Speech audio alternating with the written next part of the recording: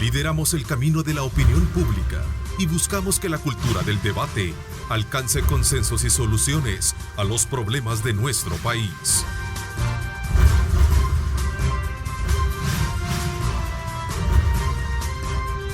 Diálogo con Ernesto López. Miércoles 6 de mayo de 2020, ¿cómo están? Qué placer enorme, como siempre, estar con ustedes a esta hora de la mañana. Desde luego, desde este momento arrancamos ya lo que sería nuestra sección de análisis sobre los temas que estarán, desde luego, gravitando sobre la emergencia nacional y especialmente a partir de las nuevas disposiciones que se dieron a conocer ayer en cadena nacional. Ciudadanos solo podrán salir a comprar alimentos 2 veces por semana de acuerdo a su número de DUI. Esta y otras medidas de control durante la cuarentena entrarán en vigencia a partir de este próximo jueves y se estarán extendiendo por 15 días. A propósito, el gobierno ayer, el presidente de la República, en su cadena nacional anunció que el día de mañana se estará desde luego dando a conocer el listado o los mecanismos de cómo realmente se va a llevar a cabo este tipo de licencia para salir a comprar alimentos 2 veces por semana. Así es que desde ya le invitamos a ustedes a mantenerse pendientes de nuestros noticieros para poder darles a conocer a ustedes realmente cuáles van a ser esos mecanismos. Por lo tanto, desde luego vamos a presentarles a continuación el reporte del anuncio que se hizo ayer en cadena nacional, un reporte periodístico con el departamento de prensa, con Mauricio Portillo. Vamos a continuación, desde luego, a conocer pormenores de ese anuncio el día de ayer. Este día tuvimos una víctima más. El presidente Nayib Bukele fue claro y habló del endurecimiento de las restricciones para cumplir la cuarentena. Si usted rompe la cuarentena, va a ser conducido a un lugar donde la va a examinar un médico, y si ese médico determina que usted ha estado expuesto a un posible contagio, será remitido a un centro de cuarentena. Ahora solo se podrá ir 2 veces por semana a comprar comida. Todo será regulado por medio de los DUIs. Desde ahora en adelante solo va a poder ir 2 veces a la semana, de igual manera que antes. La diferencia es que ahora va a ser con el último número de su DUI. No empieza hoy ni mañana, sino que empezará el jueves. Mañana se publicará los números de DUI que podrán salir qué días. Entonces, si su número de DUI termina en tal número, va a poder salir el lunes y el jueves. Además, habrá restricciones para desplazarse a otros municipios. Los focos de infección más grandes, como los hemos visto, están en el área metropolitana de San Salvador. Por lo tanto, no se podrá transitar de municipio a municipio. Es decir, no se podrá pasar de un municipio al otro. A menos, por supuesto, que tenga una carta de que va a laborar a ese otro municipio, pero no va a poder pasar para ir a comprar comida al otro municipio, ni para ir a la farmacia del otro municipio. Todos los municipios del área metropolitana de San Salvador tienen farmacias y todos tienen supermercados. Según el mandatario, si en las próximas semanas disminuye el número de casos, se abrirá gradualmente la actividad económica. Mientras tanto, se refirió a los negocios autorizados durante la cuarentena. Y se van a cerrar momentáneamente por estos 15 días más empresas de las que estaban abiertas. No se va a permitir ningún tipo de industria que no sea farmacéutica, ya no se va a permitir tener restaurantes abiertos, ni siquiera para llevar, únicamente se permitirá a domicilio.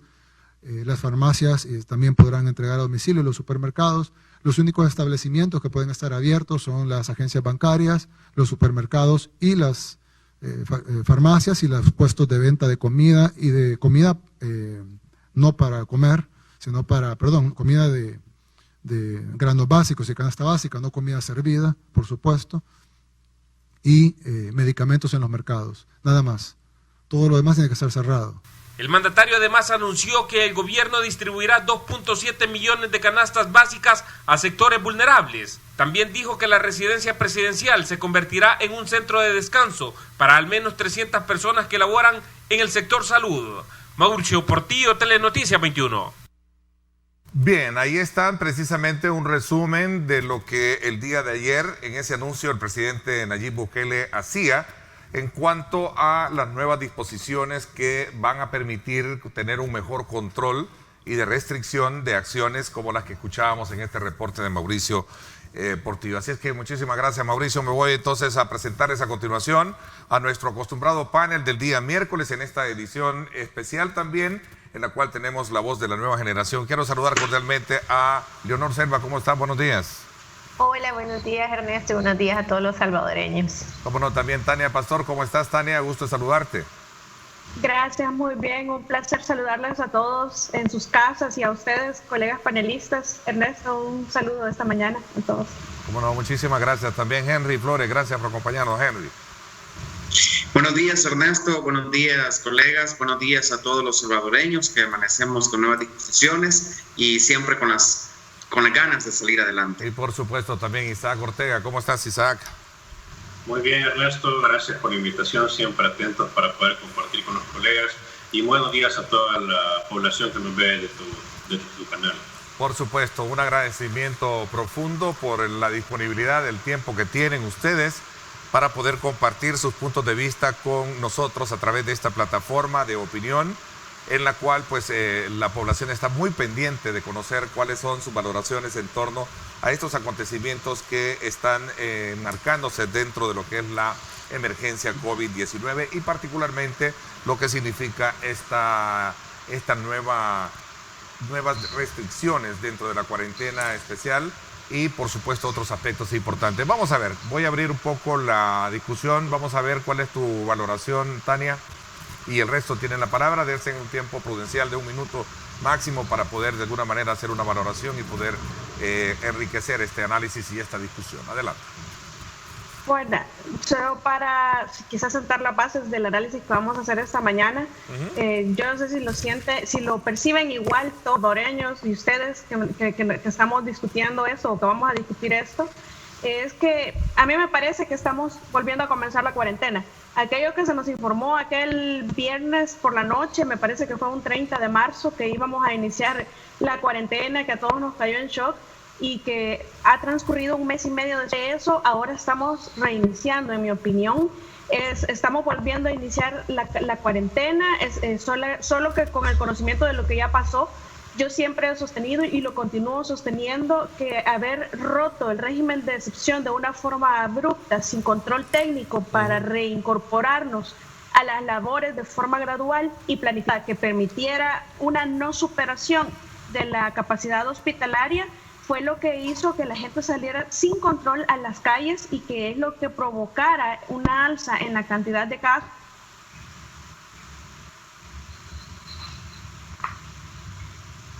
al paso que íbamos.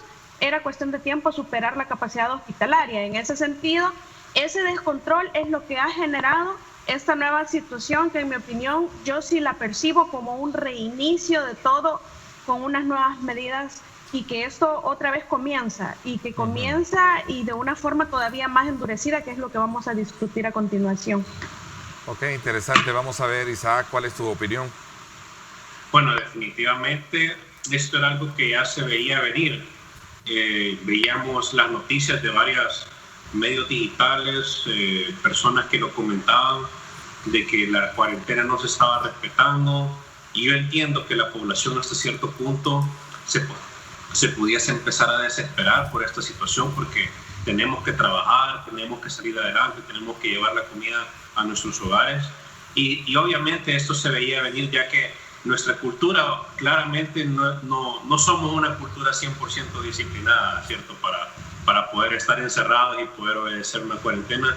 Sin embargo, sí creo que esto nos viene a abrir los ojos y a darnos cuenta de que hay muchas cosas que todavía no se han comunicado de manera correcta hacia la población, que todavía no entienden mucha de la seriedad de la situación para poder respetar esta cuarentena.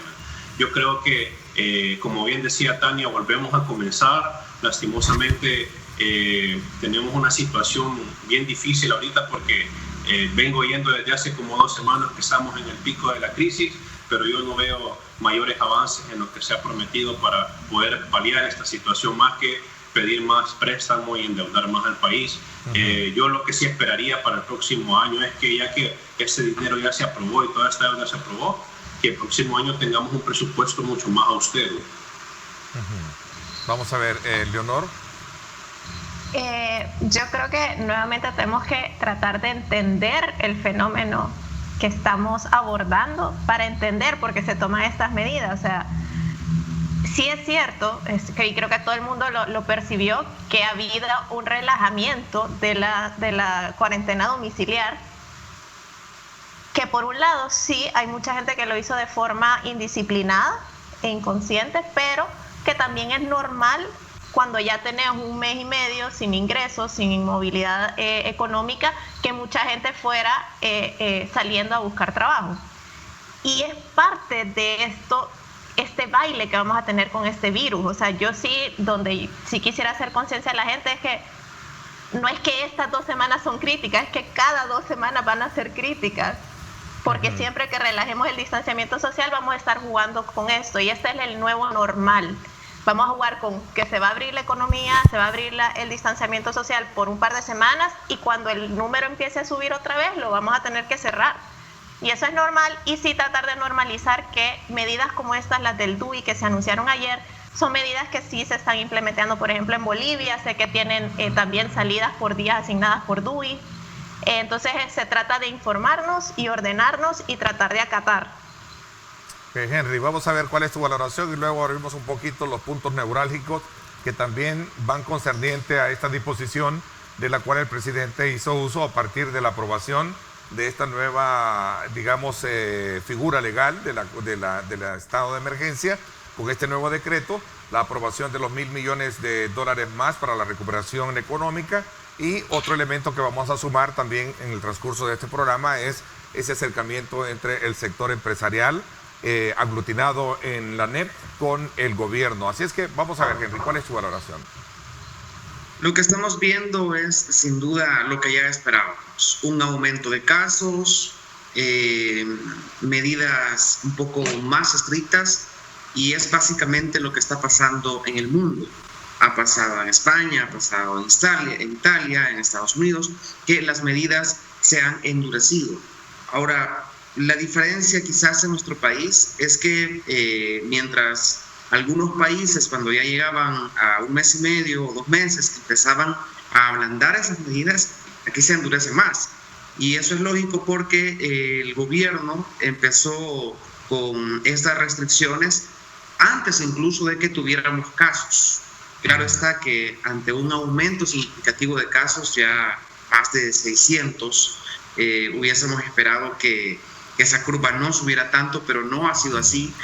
Se ha irrespetado por parte de los salvadoreños, y en esto creo que todos somos culpables también, y hay que tener conciencia de que no hemos sido capaces como sociedad de acatar y de cumplir las indicaciones. Ha habido mucho desorden, mercados llenos, etcétera, que ha llevado al gobierno, a la empresa privada y a otros actores políticos como los diputados a endurecer estas medidas y a hacernos caer en la conciencia también que es necesario de que sin todos no ponemos de nuestra parte, esta situación se puede desbordar. A mí me llamaba la atención incluso que decía el presidente, ya la unidad de cuidados intensivos del Hospital San Rafael ya está en su máxima capacidad, y poco a poco se van a ir llenando los espacios libres en algunos hospitales. Es un poco preocupante la situación, y bueno, se vienen estas medidas. Lo rescatable es que ya hay varios sectores que se están empezando a unir, como la empresa privada. Ok, a ver qué piensa el resto. A ver, Tania, ¿puedes sumarle? Alguien pregunta acá, aclararme, por ejemplo, dice, el presidente dijo que no podrá ir a otro municipio, pero él dijo en el área metropolitana y repitió a todos los municipios del área. Entiendo de que esto va a ser a nivel nacional, como disposiciones mismas que van a tener que tomar los alcaldes. A ver, tienen la palabra los cuatro. Por supuesto. A mí sí me parece que cuando se declara la zona nacional como zona epidémica, recordemos, yo lo entiendo para que se comprenda de una manera más sencilla, cuando se establece el cordón sanitario o se declara el territorio nacional como una de control de epidemia, y se intensifican estas medidas en el sentido que no se puede transitar de municipio a municipio. Yo entendería que así se refiere en el país completo. Todos los municipios del interior de San entre ellos y hacia afuera también. Y las medidas, muchos de hecho se están ya escuchando las críticas, o estuvimos leyendo un poco de las críticas, pero para que se comprenda un poco, yo lo quiero explicar de la siguiente manera. Porque dice de que el ministerio no tiene las facultades, que las facultades solo las puede dar la Asamblea Legislativa. Bueno, las facultades están en el Código de Salud y están dadas en esta nueva ley de cuarentena, parte de la Asamblea Legislativa. La relación que existe entre la Constitución, porque este nuevo reto está más amarrado y más complementario entre toda la legislación de El Salvador, todos los anteriores juntos, en mi opinión. Y la relación que yo quiero que se comprenda de parte de la población para que no se dé esa confusión de malinformación, en mi opinión, es la siguiente. Digamos, las personas tenemos relaciones por consanguineidad, parentesco y por afinidad. Entonces, todos sabemos la consanguinidad en primer grado, segundo grado, es relación directa de sangre, y el otro es por afinidad política. Entonces, ¿qué pasa con una ley que viene emanada directamente del proceso de formación de ley que regula a partir del 133 de la Constitución y que es un decreto ya que adquiere la forma de ley por Asamblea Legislativa, porque ese es el proceso diseñado en nuestra democracia? Entonces, esa relación que viene del Código de Salud y de esta nueva ley es una directa por consanguinidad. Cuando hablábamos de los decretos, y no le quiero quitar mérito a los decretos presidenciales, pero lo hemos conversado en otras situaciones, para limitar derechos fundamentales únicamente puede hacerse a través de la ley. Ya tenemos la ley de escuchas telefónicas, el Código Procesal Penal, tenemos diversas leyes con las que se regulan y se limitan derechos fundamentales. Entonces, el Código de Salud aquí no es que está limitando directamente, pero es una línea directa con la Constitución, como no lo era el decreto en cuanto a la observación que se hizo de parte de la Sala para limitar derechos o para imponer como sanción una cuarentena. Aquí viene emanada de la Asamblea en carácter ya de ley, línea directa, ya no es como afinidad, para que se comprenda, quizás no es la mejor manera, pero es una forma fácil de que se comprenda de parte de la población que el decreto no tenía esa fuerza, ahora la ley sí la tiene, que además, en mi opinión, también había que hacer la integración que discutimos anteriormente en cuanto a que ya el Código de Salud establece que todas las decisiones que tome el MinSal son de orden público. Y la salud en la Constitución establece también que la salud es un bien público. Entonces nosotros hacemos toda esa hilación de facultades que, por la misma naturaleza de la dificultad que estamos enfrentando, que es una pandemia, es del MinSal el adecuado para tomar las decisiones. Ya lo decía bien la Sala en su sentencia de la 148 de 2020, habeas corpus, en donde se hacen todas las observaciones.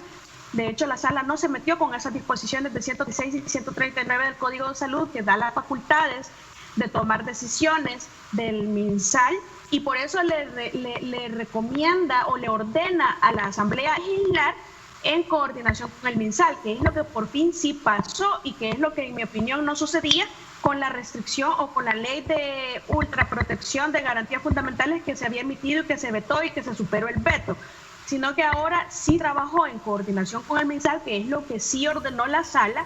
Me parece que esta ley sí se le está dando cumplimiento, y ya vamos a hablar de cómo es que se integran los artículos, principalmente el 3, el 4 de la ley. Es fundamental que veamos ciertos puntos que les voy a aclarar más adelante, con el 8, literal D, el 9 y el 10 específicamente, y el de la colaboración obligada de todas las gentes. Interesante. Vamos a ver, ¿qué piensan ustedes también de las voces que en algún momento han mostrado su oposición desde el punto de vista del debate legislativo que se generó para la aprobación de esto? No sé si ya tenemos listos algunos materiales. Quiero presentarles algunas reacciones, como por ejemplo, el FMLN no dio sus votos precisamente para la aprobación de esta ampliación del tema, de este nuevo modelo de decreto. Hay que destacar esa parte para que lo veamos. El doctor Rodolfo Parker, también diputado del partido PDC, no dio sus votos. Quisiera de alguna manera poner en ese contexto algunas declaraciones. No sé si tenemos las declaraciones de Anabel Belloso, también diputada del FMLN. Sí, las tenemos. Escuchemos y las ponemos en discusión para el análisis de ustedes.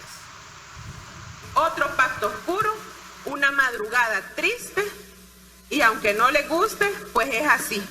Acá se buscan beneficios sobre los intereses económicos, y que no, familias salvadoreñas, son los de las grandes mayorías, los de aquellos sectores vulnerables. Por eso el grupo parlamentario del FMLN no votará tampoco en este decreto de más deuda para el país, que al final la pagan los más vulnerables, la pagan los más pobres, la pagamos todos y todas, pero con mayores impactos, obviamente, aquellos que menos tienen. Gracias, presidente. Okay, vamos a ver cuál es la opinión de ustedes, porque también el hermano del presidente Nayib Bukele, Karim Bukele, llegó esa noche precisamente a la Asamblea Legislativa para poder de alguna manera negociar, si lo queremos ver desde el punto de vista de cómo la ley de cuarentena y la aprobación de los $1.000 millones más para poder contar con esos votos. Veamos a continuación también las declaraciones que hacía el hermano del presidente Nayib Bukele, Karim Bukele.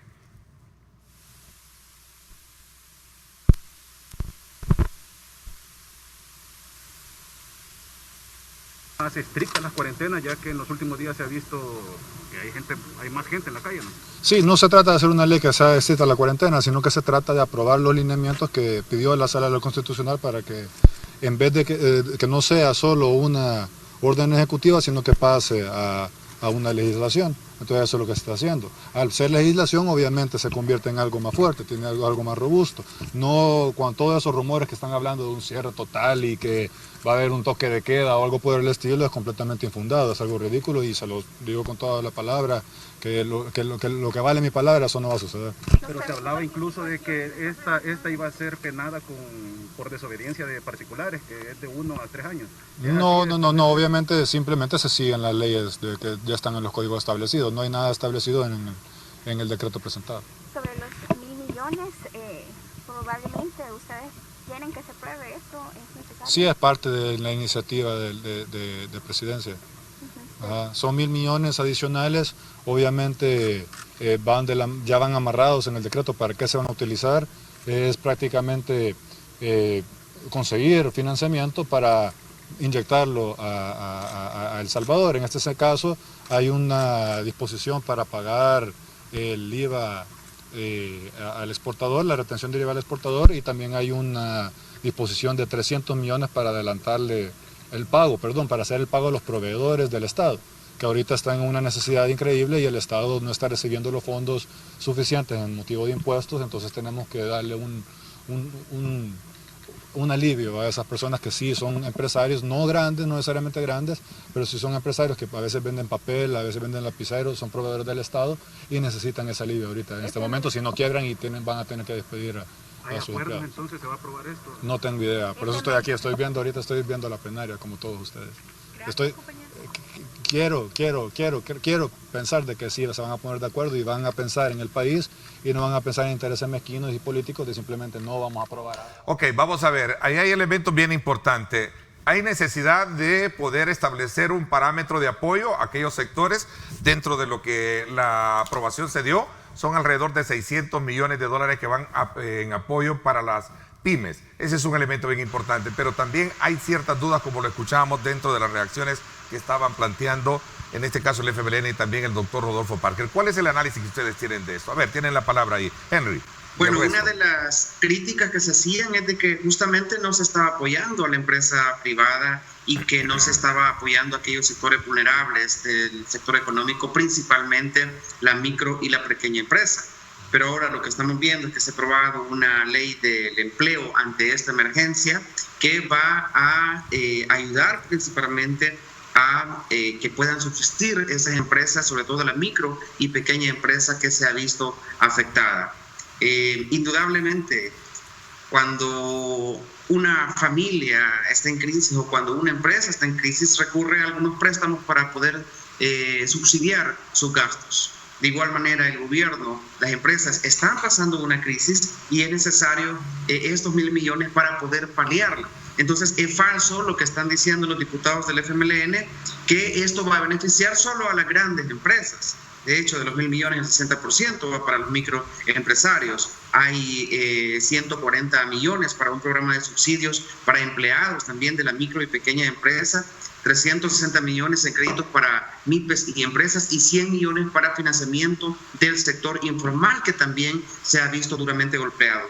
hay un tope incluso de hasta $500 para que se le pueda pagar. Esto es el 50% de lo que correspondería el pago, y el otro 50% correspondería a los patronos. Es decir, no es cierto lo que está diciendo el FMLN y simplemente ellos no quieren votar. Su postura es no votar. Y yo sí quiero rescatar el hecho de que la empresa privada, o sea, esta es una propuesta que ha salido a raíz del consenso entre la empresa privada, entre el gobierno, Arena, que se ha sumado, al principio no quería, pero al final se sumaron, y yo creo que estas medidas sí van a ayudar bastante, sobre todo vamos a esos micro y pequeños empresarios. Vamos a ver, Leonor. Y el resto tienen la palabra. A ver, los encuentro bien callados hoy en este miércoles. No sé si están asustados por lo del DUI, ¿eh? Desvelados. A ver, tienen la palabra. Los diputados nos tienen desvelados. Así, ¿verdad? No, ayer fue la cadena, un poco larguita. Bueno, y la plenaria en la que estamos analizando se dio a eso de las 3, 4 de la mañana, ¿no? También. Ya tenemos varios días desvelados. Veamos entonces, ¿eh? A ver, yo quizás abordaría tres aspectos, empezando por justo el que venimos diciendo. Me parece positivo que se haya buscado entre el Ejecutivo y la Asamblea acatar la sentencia de la Sala de lo Constitucional, a pesar de la reticencia inicial del Ejecutivo. Me parece bien que hayan entablado un diálogo y que se haya regulado en ley todas estas limitaciones y que se le haya dado al Ejecutivo la flexibilidad que estaba solicitando para abordar la pandemia. Eso está muy bien. ¿Qué está muy mal? La forma.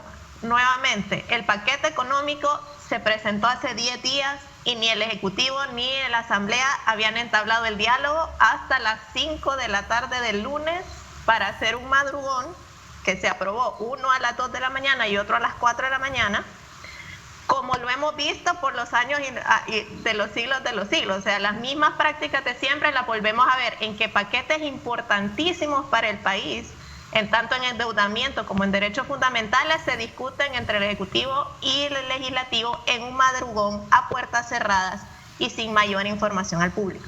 Eso, si lo hemos criticado en el pasado, lo tenemos que seguir criticando ahora porque es inexcusable.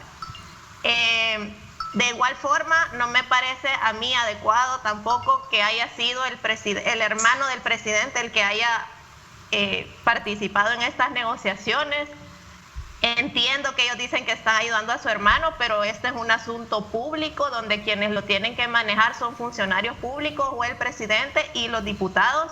De nuevo, si hace un año se estaba despidiendo a más de 800 personas por vínculos de nepotismo, tenemos que marcar la raya.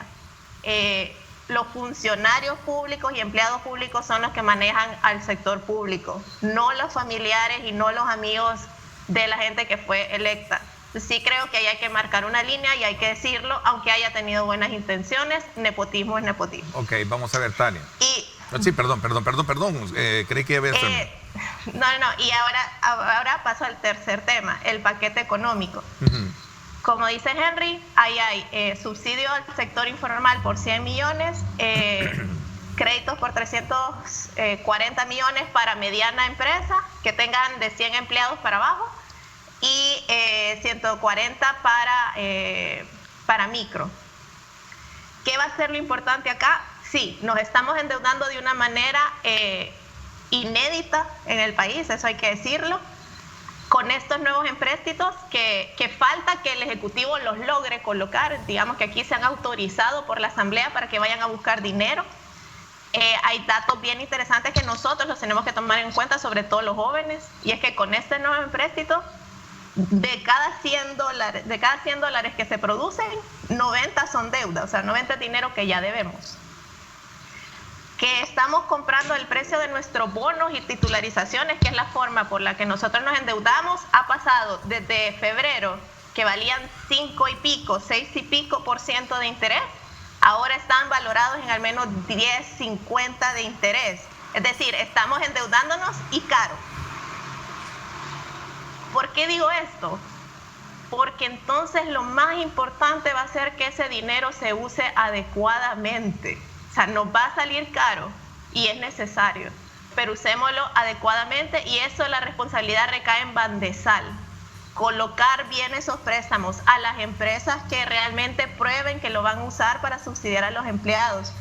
tener la llaga puesta, evitar la corrupción. Ni un dólar de esos 1.000 millones, de esos 3.000 millones de dólares puede ser desperdiciado, porque es un lujo que como país no nos podemos dar. Ok, interesante. Les doy la palabra a los que faltan, a ti, Isaac, y también a Tania, porque voy a ponerme un poco a tono con los tiempos y luego nos quedamos abiertamente en el análisis que tenemos de este tema, que es bien importante abordarlo para ver desde luego los diferentes ángulos. Qué bien, porque se está de alguna manera poniéndole énfasis a que en estas 2 semanas contribuyamos todos a mantener plana lo que sería esa curva de contagios, para que de alguna manera se vaya adecuando lo que sería la cuarentena, en primer lugar, y aquel tipo de restricciones de movilidad que tenemos ahora, y también de la economía misma. Eso por un lado. Pero por otro lado también las discusiones que afloran alrededor de esta cantidad de dinero, que no es que está ese dinero ahí, sino que tiene que salirse a buscar para poder de alguna manera apoyar todos los esfuerzos que se están haciendo. Así es que me voy a la pausa, gracias por estar con nosotros y regresamos con más.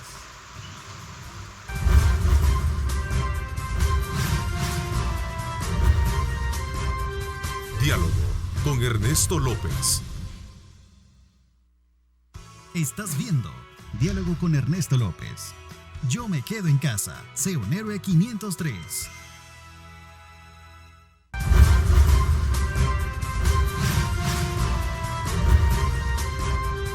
Diálogo con Ernesto López. Bueno, gracias nuevamente por estar con nosotros. Aprovecho para también invitarlos a que no se pierdan el debate político semanal en radio, hoy a las 6 de la tarde. También Grupo Radial Megavisión pone a disponibilidad de ustedes en el horario de las 6 de la tarde un debate interesante también sobre los diferentes ángulos que están marcando la pauta en nuestro país a raíz de las emergencias del COVID-19. Estarán con nosotros Ronald Umaña, Marvin Aguilar y Julio Valdivieso, hoy 6 de la tarde.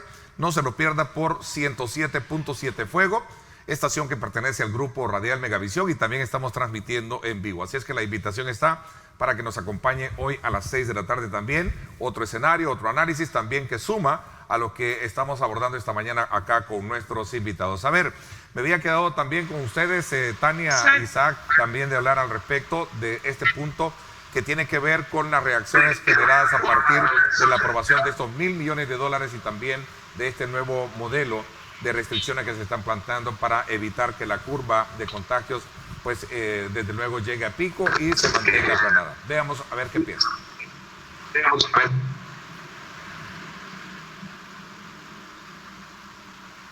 Sí, Tania.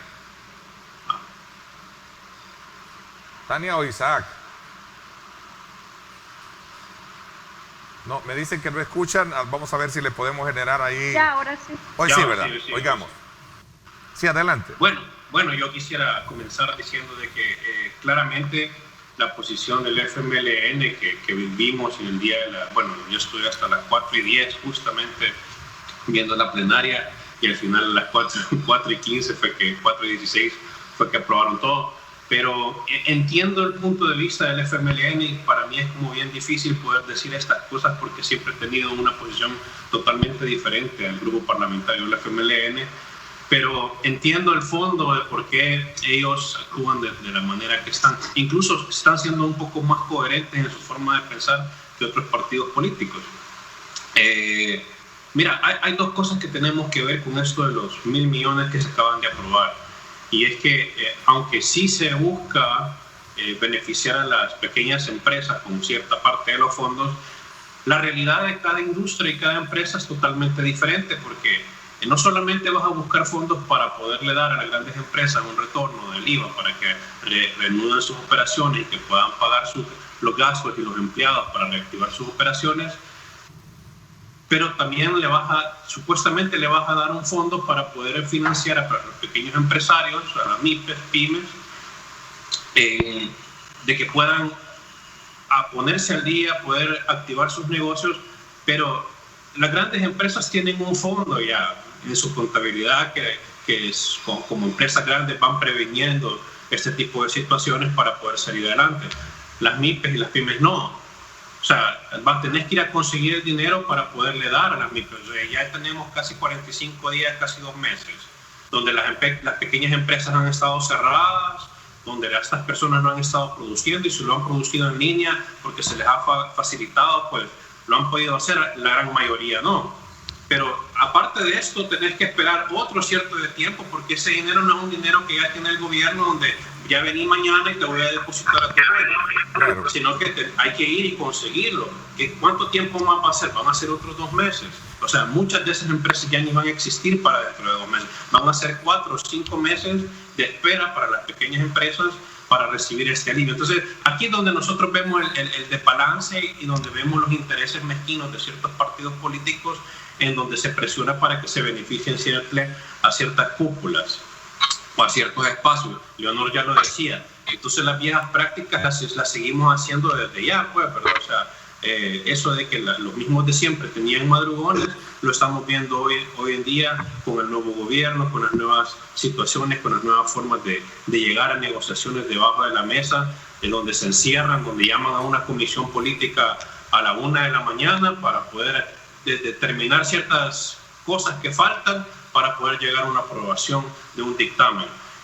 Creo que ese tipo de cosas son las que molestan, las que uno dice, bueno, y la transparencia, ¿hasta qué momento va a empezar a verse clara en este gobierno? La rendición de cuentas. No hemos visto, ni siquiera no se ha visto un informe de lo que se ha hecho con lo que supuestamente ya se ha aprobado, con lo que ya se ha hecho. Dicen de que no se les ha dado ni un centavo, ¿verdad? Pero tampoco hemos visto mayor plan, ¿verdad?, de lo que se quiere hacer. Dicen que Cisco 1, Cisco 2, Cisco 3, pero tampoco se ve claro. Tenemos varios proyectos ahí donde se ve que se van a invertir en hospitales, pero están cambiando lámparas, pintando.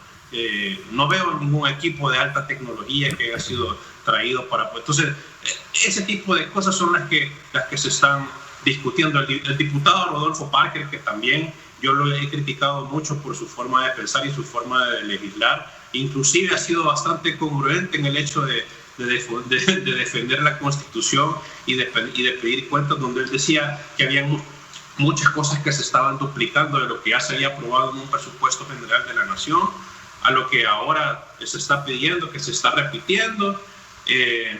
¿Qué va a pasar después? O sea, después de la cuarentena, de cuando se reactive la economía, ese dinero para dónde va a ir, esos impuestos a dónde van a ir, los vamos a pagar 2 veces. ¿Qué va a pasar con ese dinero? ¿Qué informe de transparencia vamos a recibir después de toda esta pandemia y todo lo que se está invirtiendo? Eso creo yo que es lo que nosotros tenemos que ver, y que es por eso que el FMLN no está acompañando en parte, ¿verdad? Aparte del resentimiento que tienen con el presidente, de tener este tipo de negociaciones, este tipo de obstrucciones. Veamos, Tania, ¿cuál es tu valoración?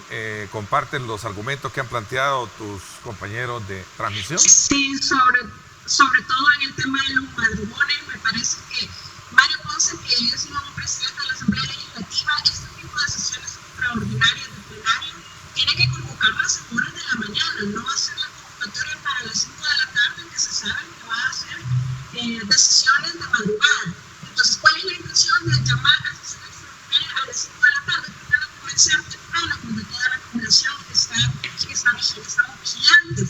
Lo que toca desvelarse, yo la parte de las 3 de la mañana ya no estaba despierto, ya no la vi, pero es muy entendible que tengamos todos la misma guía, porque es una práctica del pasado que continúa haciendo, y aquí se me hace el llamado a la presidencia del Legislativo, porque eso coordina el llamado que se hace a que deje de hacerse en horas nocturnas para evitar este tipo de lo que llamamos madrugones, que son decisiones a puerta cerrada cuando la gente duerme. Por otra parte, sí, quizás el hermano del señor presidente va pasando en ese momento y los medios lo abortaron, pero definitivamente entonces honor no se ve bien que una persona que del gobierno de declaraciones del gobierno. Pero esas son las llamas políticas, por eso yo no concuerdo con la opinión de Isaac. Aquí no hay que parte de este tema de constitución en la opinión que el expediente es más bien yo lo veo como aquel escenario del mundial donde todos los técnicos del equipo de afuera y queremos simplemente sector. A ver, parece, Tania, voy a corregirte, Tania, porque parece que tenemos algún problema con tu conexión. Vamos a ver si el resto en lo que corregimos tu audio. Ok, no sé, me parece que ahora sí. No sé si tú tienes audífonos, si tienes micrófonos de audífono. Creo que por ahí ahora te escucho mejor. A ver, Tania, sí, adelante. Sí, tengo los audífonos puestos. Bueno, lo que mencionaba, ¿me escuchan ahora bien? Hola. Sí, parece que seguimos teniendo ahí un inconveniente de audio. No sé, corrígeme, producción, si estamos bien saliendo al aire. Sí, los audífonos. Hola. No sé si... Hola. Es que me están contando que son audífonos inalámbricos. Si puedes tener los que usaste la vez anterior, lo podemos hacer. Mientras tanto, ¿alguien más quiere opinar en lo que se hace ahí el ajuste con Tania? A ver, Henry. Sí, yo quería abordar este tema de los madrugones. Miren, en efecto no está bien hacer madrugones legislativos, pero es que el gobierno había pasado ya la propuesta desde hace varios días. Es más, durante 3 semanas, la empresa privada, la ANEP, FUSADES, otros tanques de pensamiento, junto al gobierno, estuvieron elaborando una propuesta que desencadenó incluso con esta aprobación, esta última aprobación que se hizo de los $1.000 millones, es parte de esos acuerdos que ya se venían haciendo. Entonces, el problema no viene del lado del gobierno, por si se quiere entrever de que por ahí hay negociaciones oscuras, ¿no? Si esa propuesta incluso estaba a punto de ser aprobada semanas atrás, pero al final no se aprobó. Recordemos de que incluso se tuvo que suspender por ahí una plenaria. Yo sí creo entonces que debe de haber transparencia, estamos de acuerdo en eso, debe de haber una rendición de cuentas, deben haber mecanismos de contraloría, tienen que activarse las CECIES, como dijo el presidente de la República, ahora ya no son 2.000 millones, ahora son $3.000 millones, y más aún cuando están involucrados empresarios o empresas que van a recibir dinero del erario público.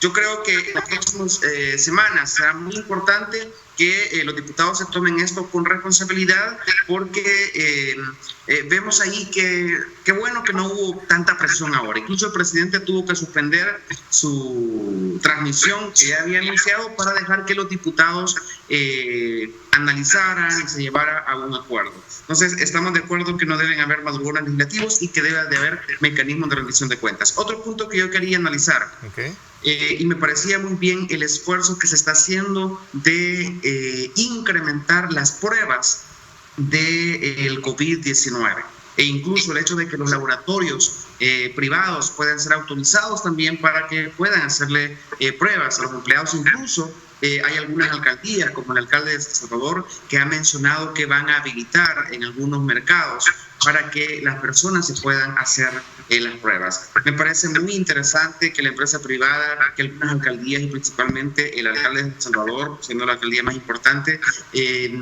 digamos, haya un acuerdo, y eso es muy bueno para el país. Algo que se me escapaba con lo de los municipios, yo creo que ahí sí tendría que revisarse aquellos municipios que no cuentan con supermercados o que no cuentan incluso con farmacias. Yo conozco varios municipios que no cuentan ni siquiera con farmacias. Y te puedo mencionar algunos en el caso de San Salvador. Por ejemplo, si tú vas a Rosario de Mora, Rosario de Mora no tiene un supermercado. Claro. Tú vas a Panchimalco no tiene un supermercado. Ahí habrán otros como el Paisnal y Nejapa, y bueno, podemos mencionar varios municipios. Eso habría que revisarlo entonces. Yo sé que en la zona metropolitana, los municipios principales, sí hay mercados, sí hay farmacias, pero esa parte sí la tendría que revisar el gobierno con Protección Civil e incluso con el apoyo de algunas alcaldías, porque podría generar caos si los policías de repente detienen a personas que en realidad lo que quieren es ir a comprar comida a los supermercados o a las farmacias. Esa parte sí tendría que revisarse. Ok, vamos a ver, Tania, hoy sí ya... Bueno, me quité los audífonos, pero ¿se me escucha ahora? Hoy creo que se te escucha mejor, adelante. Bueno.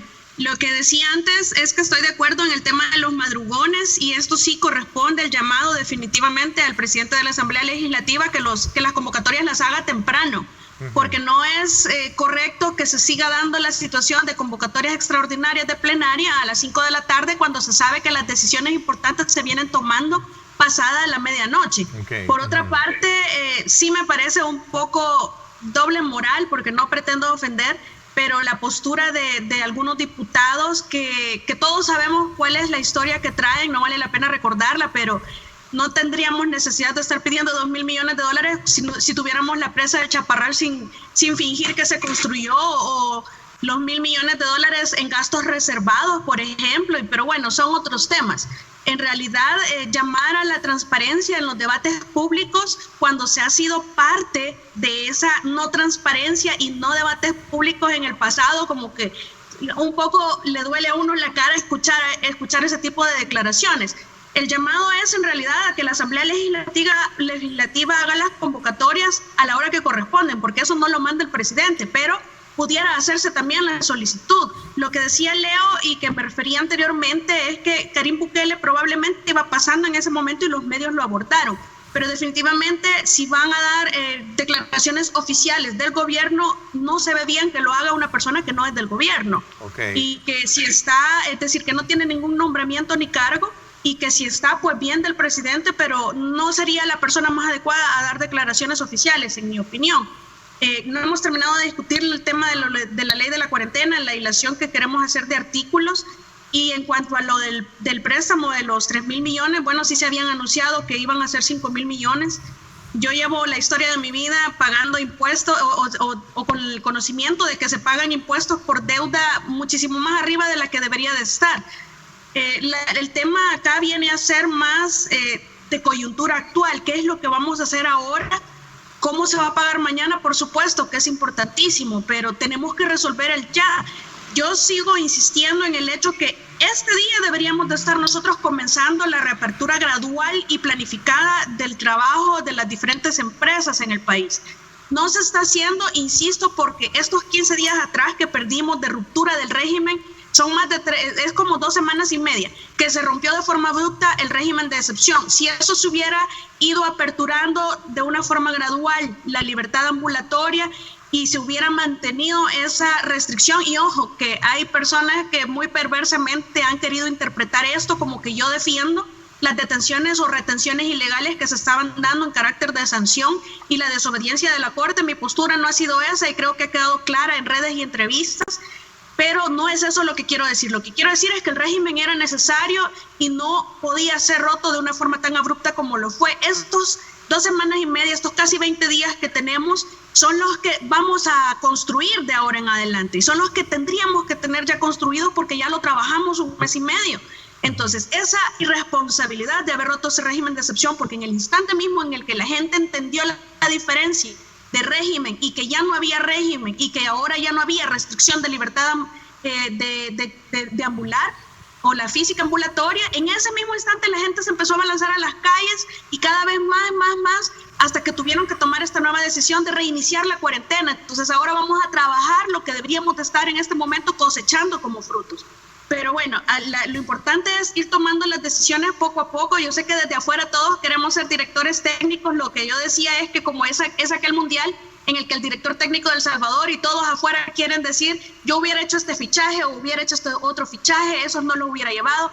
Miren, ya tuvieron su oportunidad. Y los que no, recuerden que él es el que está en el presidente, él es el que nombra su gabinete, él es el que nombra. Entonces, los expertos que están a cargo de esta situación de emergencia son los expertos que ellos consideran los expertos necesarios.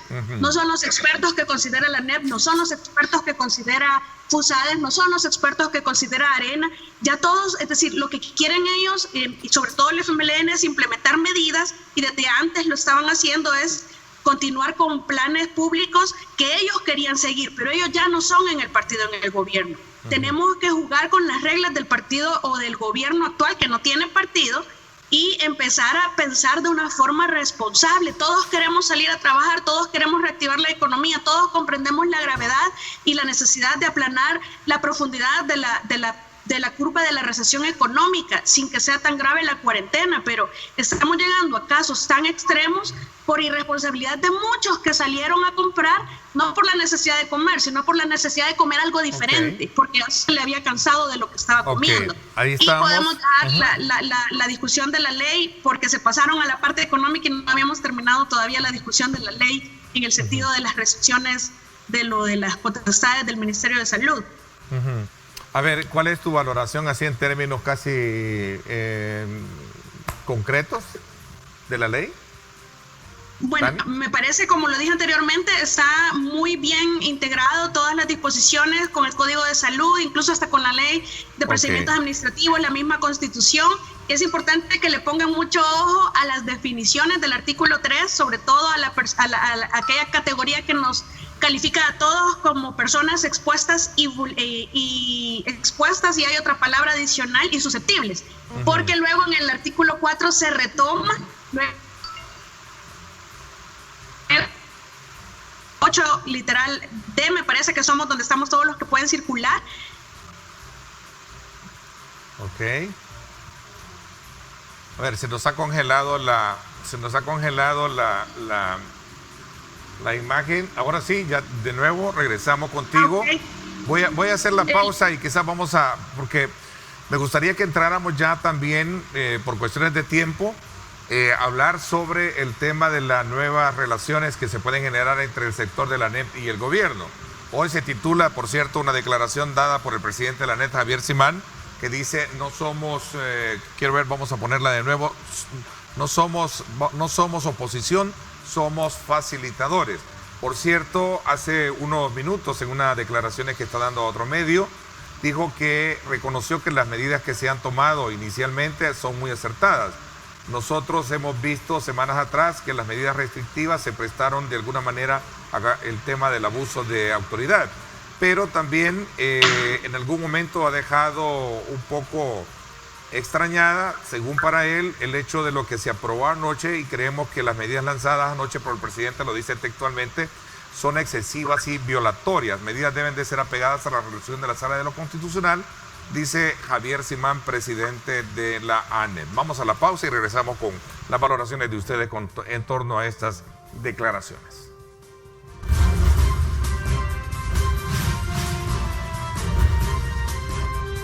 Diálogo con Ernesto López. Estás viendo Diálogo con Ernesto López. Yo me quedo en casa. Sé un héroe 503.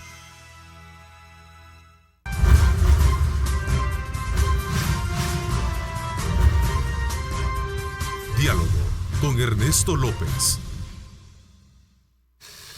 Bueno, gracias nuevamente por estar con nosotros. A ver, ¿qué piensa el resto de la nueva, digamos, versión en la que entra esa relación entre el sector privado y gobierno? Y más aún cuando lo importante es elevar una discusión de, digamos, fuera de todo interés y matiz político, y que permita hilvanar esa energía entre el sector privado y gobierno para salir adelante con lo que sería la reapertura de la economía. Leonor y el resto tienen la palabra. Henry también. Yo creo que al margen de, o sea, obviamente hay nerviosismo y hay expectativa, al margen de las diferencias políticas, el país entra en un periodo bien delicado, que no es de un par de meses, en el que vamos a tener un juego bien difícil económico, y va a ser clave que el sector privado, las gremiales y el Ejecutivo estén en un diálogo constante. O sea, el Ejecutivo creo que tiene que mantener una información que le dé predictibilidad a las empresas, así como eso de que al menos tuvieron un diálogo preliminar de voy a cambiar a este modelo de cuarentena. Ese es el tipo de comunicación que el Ejecutivo tiene que mantener con la empresa privada, y del lado de la empresa privada tiene una gran responsabilidad de estarle dando al Ejecutivo el pulso de cómo va la economía y cómo van las empresas y cómo van sus agremiados lidiando con la situación económica. Así que creo que de aquí en adelante tiene que haber un diálogo bien respetuoso y una relación de confianza. Yo creo que en un primer inicio hemos visto una apertura por parte, al menos ha sido notado por parte de Javier Simán como presidente de la empresa privada, de la ANEP. Y antes habíamos visto también una apertura por parte del gobierno, y el presidente Nayib Bukele, porque recordemos que se reunió con el señor, el hermano, ¿verdad? Ricardo Simán. Ahora, hay unos puntos que sí yo quisiera decir. Javier Simán. Sí, pero antes se había reunido con Ricardo. Sí. Habían tenido una reunión, creo que, pero más personal. Sí, dime. Ok, ahora yo sí quisiera decir esto porque creo que es importante, y esa manera de reflexión, no esa manera de crítica ni de poner el dedo ahí en la llaga. Recordemos que Javier Simán fue un candidato presidencial, bueno, precandidato presidencial de Arena, y en algún momento incluso se dijo que hay algunos diputados del partido Arena que le seguían y otros que le seguían al otro contrincante. Digo esto porque se han escuchado algunas voces de cuán neutral o diligente va a ser Javier Simán como presidente nacional de la empresa privada. Ha llegado en un momento muy difícil, no solamente porque estamos en la pandemia y porque es importantísimo y clave que la empresa privada se siente con el gobierno, sino también porque vamos a un periodo de campaña electoral. En ese sentido, que no deberíamos de estar hablando de eso, pero en un año van a ser elecciones. En ese sentido, creo importante que Javier Simán va a tener que separarse de su corazoncito y de incluso algunos vínculos que pudiese tener con algunos diputados o intereses más partidarios para que la relación económica, social e incluso política entre ANEP y el gobierno pueda ir en buen camino y que no vaya a mezclarse con otros intereses particulares o otros intereses corporativos. En ese sentido, yo creo que ha iniciado con buen pie. Hemos visto la última aprobación, se les ha escuchado, pero esperaríamos que esa relación pueda seguir en lo que va de la pandemia y ojalá que terminemos de esto, porque después vendrá un proceso de campaña electoral y va a ser muy importante también que la empresa privada contribuya después al restablecimiento económico, porque estas medidas que se están tomando son en el marco de la pandemia, pero luego vendrá una tarea mucho más difícil, que es cuando hay un terremoto. Ahorita estamos en el terremoto y luego tendrá que empezar a levantar esos escombros, a levantar edificaciones, y ahí va a ser necesario la buena relación con los empresarios. Okay. Isaac. Sí, definitivamente creo que esta nueva relación con Javier Simán al frente de la ANEP podría traer muchas cosas bastante interesantes, no solamente por la experiencia que tiene Javier Simán dentro de la industria, sino que también por la capacidad conciliadora o de negociación que él ha demostrado tener en diferentes aspectos. Si bien es cierto, ha tenido su experiencia política, creo yo que Javier Simán tiene esa capacidad de poder hacer diferenciar las dos cosas una de la otra para poder llegar a buenos argumentos para poder sacar adelante esta situación. Creo que la relación con el anterior presidente de ANEP ya venía bastante desgastada, incluso el presidente lo dijo en la conferencia, en la cadena, que ya habían tenido varios roces y varios choques, ¿verdad?, de opiniones, y eso a la larga pues tampoco no beneficia. Yo creo que Javier Simán sí puede tener esa diferenciación, y concuerdo con lo que dice Henry totalmente, en de que va a haber que desligarse un poco de la cúpula de Arena, aunque ya está un poco desligado, creo yo, después de lo que pasó en las elecciones internas de las presidenciales, pero sí todavía creo yo que ha habido un poco de influencia en algunos factores políticos o personajes políticos que ya va a ir siendo hora de ir tomando la cosa más en serio. Espero yo de que se pueda llegar a un acuerdo, ¿verdad?, y que se pueda representar a las pequeñas empresas también de una manera correcta, ya que realmente ellos son los que están esperando buenas soluciones. No escuchamos nada el día de ayer para las pequeñas empresas, aparte de los fondos que se están haciendo, pero nada más profundo.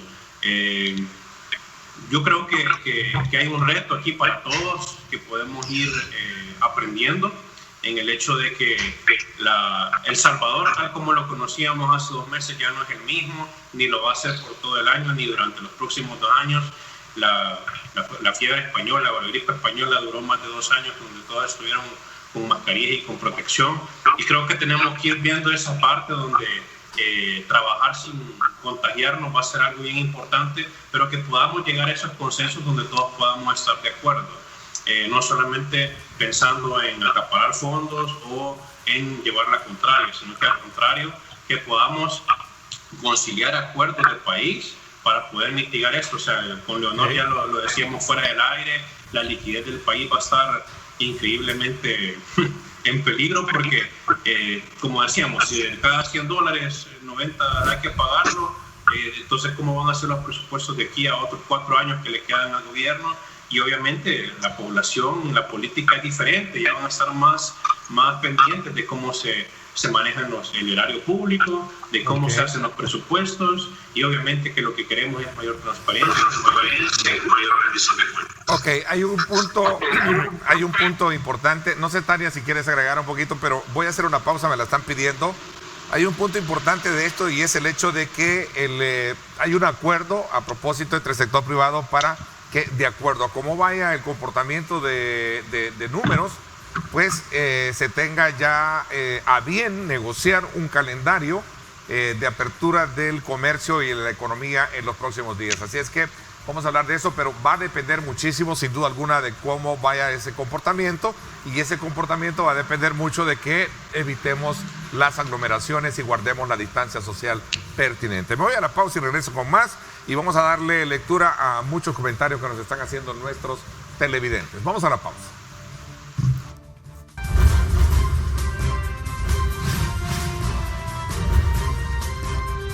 Diálogo con Ernesto López.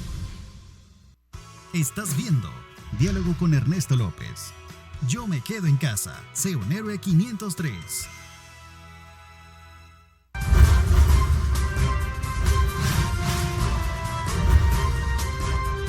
Diálogo con Ernesto López.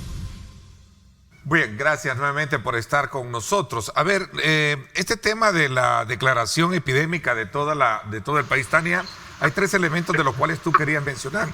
Decías, a la base de la aprobación de la ley de los puntos clave de la cuarentena especial, el chequeo médico obligatorio, compra según el DUI, que ya lo hablábamos, sin paso entre municipios, y otros 3 aspectos que tienen que ver con el control de los mercados, abrir de nuevo el comercio, que era el punto que había dejado anteriormente, y el cierre de otros rubros. Hay quienes están sosteniendo hacer una valoración legal al respecto. ¿Qué piensas tú como abogada también sobre este tema? Y la palabra la tiene también el resto de los invitados.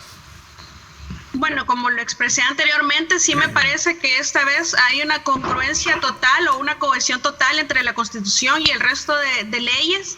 Definitivamente sabemos que van a interponer inconstitucionalidad, muy probablemente aquellos sectores inconformes, pero más allá de eso vamos a hacer la parte que yo quería que conociera la gente, que en el artículo 4 se establece quiénes son las personas sujetas a cuarentena y aislamiento. Esto nos remite a la clasificación que se hace en el literal C del artículo anterior, que es el 3, que casos sospechosos vienen a ser aquellas personas expuestas. Pero entonces, cuando nosotros buscamos en qué categoría están esas personas expuestas, se describe dentro de la misma ley que son todas las personas que no han tenido COVID. Entonces, ¿cuál es el parámetro que se va a tomar? Y aquí el llamado es, en realidad, a que las autoridades, porque sí se dieron muchos casos de violaciones innecesarias, o no innecesarias, sino que completamente violaciones como tales a garantías fundamentales por parte de algunos elementos de la policía y de la Fuerza Armada. Ahora ya está normado, que es lo que yo venía sosteniendo anteriormente, que se tenía que normar el procedimiento para darle cumplimiento a la sentencia de la sala, y es lo que se ha hecho. Entonces el policía tiene que revisar que estén dentro de las exenciones del artículo 8 todos los literales, y si no le parece que está dentro de una de las exenciones, tiene que documentarlo, porque también así tiene que documentarlo con el examen clínico el encargado del MinSal, que va a estar haciendo todo el procedimiento y determinando si fue una persona que estaba por incumplimiento. Se da las 2 posibilidades, que se vaya a cuarentena controlada obligatoria o que se quede en cuarentena domiciliar. Es decir, siempre está la posibilidad de que la persona que incumplió la cuarentena se vaya a una cuarentena domiciliar continuándola allí, o quede retenido en un centro de contención. De determinarse de una forma, y aquí viene lo importante, que en realidad no, la forma objetiva de determinar si es una persona expuesta a contagio o no es bastante amplia, porque ya la misma ley dice que expuestos somos todos los que no hemos tenido COVID. En ese sentido tiene que estar consciente, muy consciente la población, que si va a salir, que sea porque de verdad tiene que salir muy bien. De parte del gobierno, que se dijo que se iba a entregar, ya no recuerdo cuántos millones, 3 millones o 2 punto algo millones en canasta básica a la población, para que no tenga esa necesidad de salir a trabajar por comida. Pero si sale por salir a trabajar y tener comida de sustento, pues entonces que esas personas no vayan a ser retenidas de una forma arbitraria. Tiene que documentarse todo. El llamado a las autoridades que no cometan el abuso aunque ahora parece que todos somos expuestos según la nueva ley. Y en el artículo 9, que es donde ponían principalmente toda la queja, es porque ya se establece como sanción esa posibilidad de ir a cuarentena controlada o continuarla en domiciliar, y todavía establece cuáles son las condiciones de la cuarentena en el artículo 10, y muy importante que en el artículo 18, me parece, el 16, la colaboración que se tiene que brindar, y que no solamente está en la ley de procedimientos administrativos, en el Código de Salud, en la Constitución, sino que además es delito no colaborar, es delito no informar la comisión de delitos, es decir, se está privando la salud de la población por encima incluso del cumplimiento de la ley penal, porque todos tienen que estar conscientes que salir sin justificación es delito de desobediencia de particulares. No se los están llevando detenidos, sino que están en trámite para inspección de si van a cuarentena controlada o a cuarentena domiciliaria. Ok, otra pregunta que están planteando acá es si en la restricción de municipio en municipio no hay violación de derechos. Vamos a ver, Leonor. Yo a priori diría, bueno, todo el mundo tiene la opción de acudir a la Sala de lo Constitucional si considera que algo es contrario a la Constitución. Yo a priori creo que la medida se apega a lo que se ha dispuesto hasta ahorita, y que la Sala ha sido bien responsable en sus fallos de tampoco volverse una obstrucción para la gestión de la pandemia. Habiendo dicho eso, hay gente que está preguntando mucho si, por ejemplo, que su DUI dice un domicilio y ellos tienen otro, o qué van a hacer si tienen que trabajar en un municipio y en otro. Yo creo que ahí hay que usar, la regla principal es que usted salga en el día de su DUI asignado. Creo que esa es la principal medida. O sea, no salga en un día que no le toca. Si usted vive en otro domicilio, yo le diría que ande una factura de lujo de agua de donde vive, para que usted le explique si lo para en un retén, que a pesar de que su DUI tiene un domicilio, usted habita en otro. Y tercero, si usted tiene que trabajar, siempre tiene que andar la carta que le emitió su empresa de decir que usted es persona autorizada para trabajar, que tiene que tener la dirección a la que usted se dirige. O sea, esto es de prepararnos, pero lo más importante es que si usted no tiene que salir, no salga. Y si va a salir, salga en el día de su DUI asignado. Esa es la forma de evitarnos problemas y esa es la forma de acatarlas mediante las autoridades. Ok, vamos a ver el resto, Henry y también Isaac. Sí, yo sí creo que habrá que el gobierno revisar las mismas autoridades, en este caso la Policía Nacional Civil, el personal de salud también tendrán que que utilizar mucho criterio a la hora de detener a una persona o de revisar o de inspeccionar a una persona. Digo esto porque, insisto, hay municipios, sobre todo en las zonas más rurales o en los departamentos del interior, en donde no hay incluso farmacias. Yo conozco municipios donde no hay farmacias, no hay supermercados. Entonces la gente se va a ver un poco complicada, y creo yo que ahí la Policía Nacional Civil va a tener que tener mucho criterio. Yo le decía a alguien, ha cambiado la presunción de inocencia por la presunción de contagio. Yo creo que va a ser muy importante que haya mucho criterio para que no vayan a las instituciones transgredir los derechos de las personas que sin duda alguna van a tener que salir en algún momento por que necesitan alimentación o ir a comprar a la farmacia o los insumos básicos. Es importante que el gobierno ha dado tiempo, no ha sido publicado en el diario oficial, sino que va a empezar hasta mañana el tema de los DUIs, ¿verdad? El tema de revisar los DUIs hasta hoy a la medianoche, para que así dé tiempo también a las personas de que se puedan abastecer o incluso puedan ordenar lo que no se ha ordenado, pero es importante que sí haya mucho criterio a la hora de aplicar la ley. Exacto. Y son observaciones de la sala. Sí, perdón. Y son observaciones de la sala. Precisamente eso del tiempo, para que la gente conozca cuál es la nueva medida implementada. Es de hecho de ley, y la sala lo recordó y se ha respetado ese llamado que hizo, o eso que dijo Leo, se reconoce en realidad que, a pesar de que el presidente expuso de una manera, en mi opinión, un poco fuera de orden, haber dicho que no iba a cumplir con la sentencia de la sala, que él consideraba que estaba justificado, pero en realidad no está bien que se manifieste así las cosas, pero por otra parte lo que se está haciendo es acatar lo que ha establecido la sala en cada uno de sus lineamientos. Dijo, la Asamblea debe legislar con el MinSal, ya legisló con el MinSal. Debe darse los 3 días para que la gente conozca las nuevas medidas, lo están haciendo. Y el llamado nuevamente es a que la policía aplique un criterio ordenado y no abusivo, porque se van a dar muchos casos de gente que labora en municipios distintos o que salen con verdadera justificación a otro municipio y que no deberían de ser retenidos o llevados a inspección médica por esa situación. Van a decir, ay, entonces ¿por qué esos permitidos del artículo 8 o esas excepciones a ellos no? Entonces ahí reitero lo que hablamos hace días sobre el incremento del riesgo permitido, o es un riesgo que el gobierno tiene que correr, es el riesgo que se permite correr para poder seguir funcionando. Ese es el riesgo permitido, es el que la administración permite. El resto son los que tiene que tenerse la vigilancia. Ok, voy a hacer una pausa, te doy la palabra, Isaac, para continuar con más preguntas. Sí, tenemos más, desde luego, más preguntas, aprovechando que la interacción con nuestro público es importante. Vamos a la pausa. De acuerdo.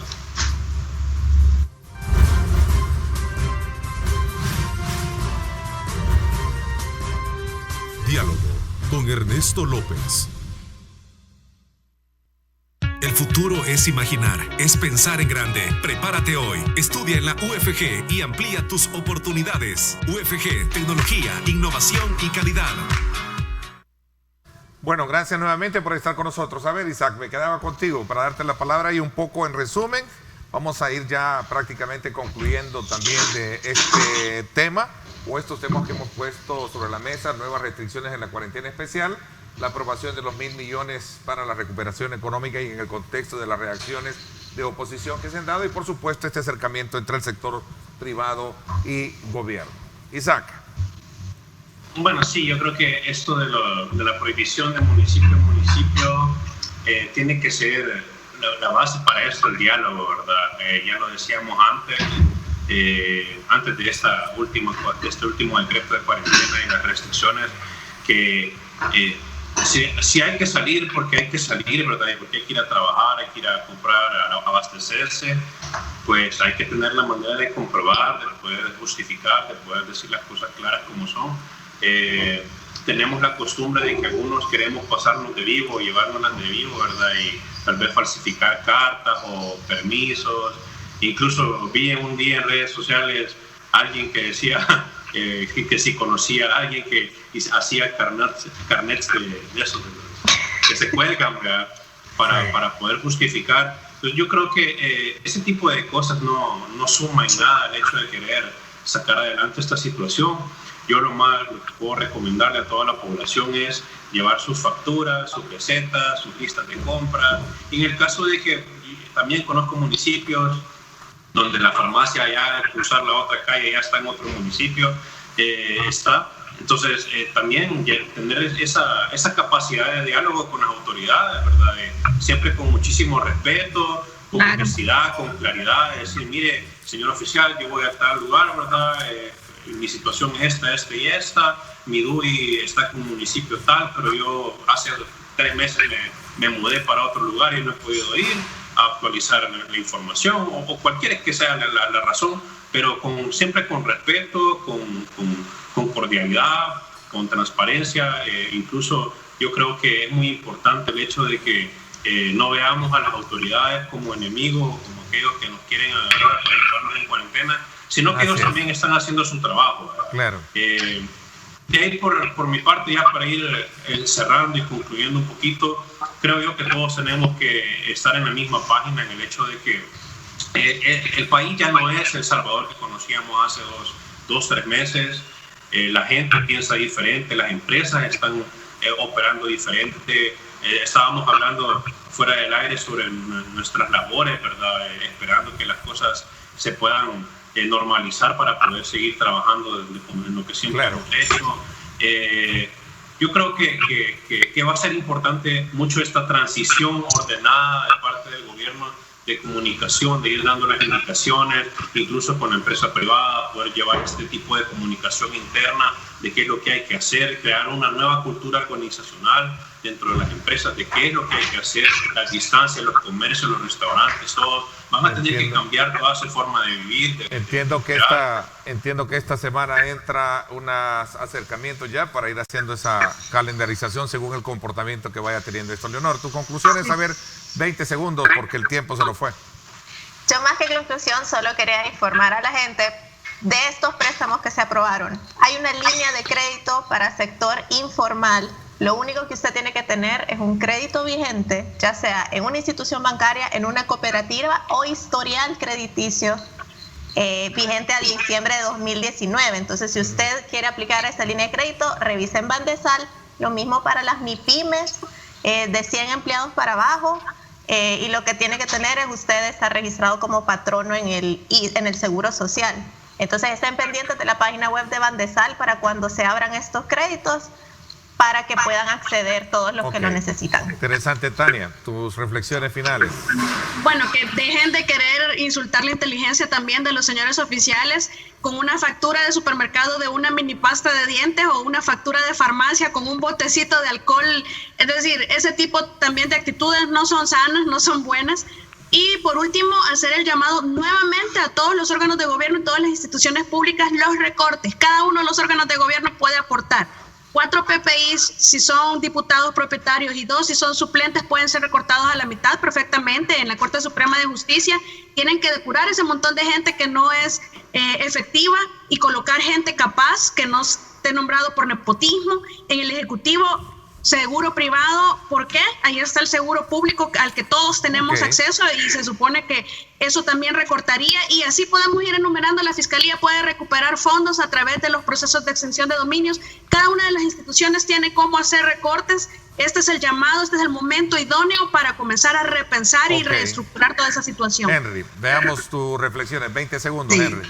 4 puntos. Estoy de acuerdo con el alcalde de San Salvador que las alcaldías más afectadas son las que deben de tener más fondos. Debe de haber transparencia de los fondos. Ya va a empezar también las más de 2 millones de canastas básicas entregadas. Un llamado también para que este tema lo entreguen las instituciones debidamente identificadas, que no se vaya a politizar por ningún motivo. No se ha hecho hasta el momento.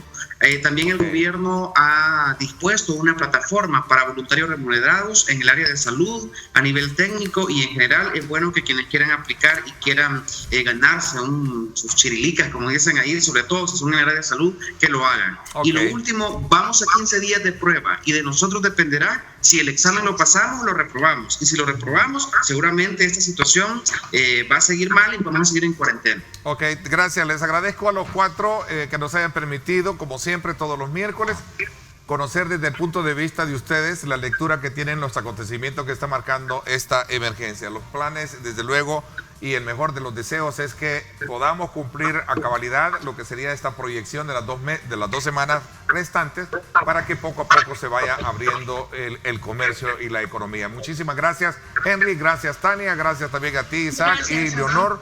Les agradezco muchísimo a nombre de todo nuestro público que ha estado muy atento, como siempre, de escucharnos y vernos a través de esta edición del día miércoles. Gracias, pásenla bien y como siempre recuerden lo más importante, amar a Dios sobre todas las cosas.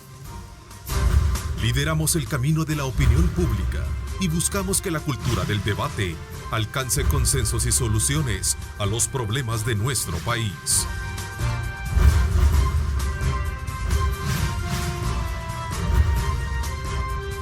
Diálogo con Ernesto López.